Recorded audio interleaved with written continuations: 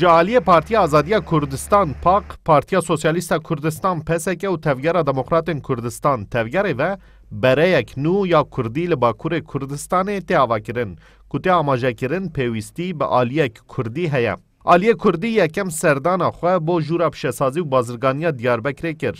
ده سردان ده بالهاتا کشان کو یک هلوست بونا کردان ده کنجکتورا ایرو ده پیدویک لزگینه. سازی سیویل گبوان را بردف که تفگر دموکراتین کردستان جانو آمدی آنیزمن کو دوی ایدی رخستنک کردان آو صاحبه کو ده همو مجارن دربار کردان ده با آوه که لزگین برتک و برسوان بده.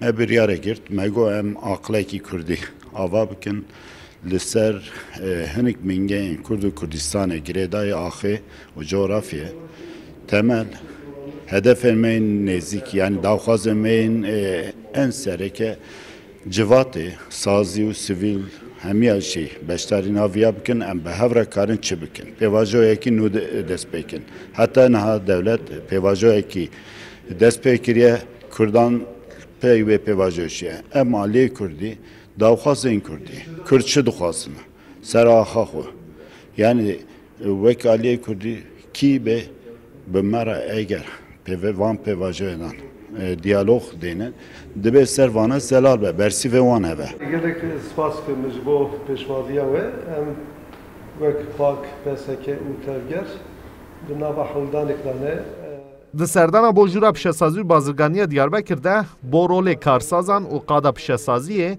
di çareseriya pirsan siyasî de balhate kêşan ku roleke girîng e. Serokê jûra pişesazî û bazirganiya Diyarbekir Mehmet Qaya amaje kir ku bi awayeke berçav piştî tifaqên Cumhur û Millet Kurd li derve man û divê wek tifaqek sêyem aliyek Kurdî were avakirin û êdî divê Kurd bi hêza xwe bihesin. Aslında Kürtleri dışlayan bir ittifak olduğunu görebiliyoruz.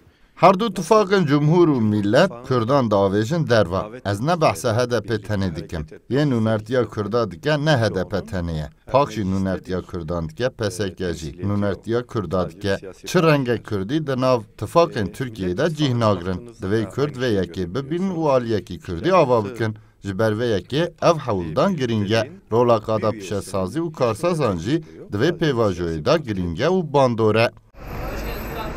Hevgirtiyên aliyê Kurdî balê dikeşin ku hewla wan a avakirina aliyek Kurdî ne bi hilbijartinan ve girêdayî ye û dê di rojên pêş de hewl bidin ku hevdîtinên xwe bi saziyên sivîl re bidomînin û her wiha li gel saziyên lêkolînan jî danûstandinan bikin. Mahir Yüksel, Kurdistan 24, Diyarbekir.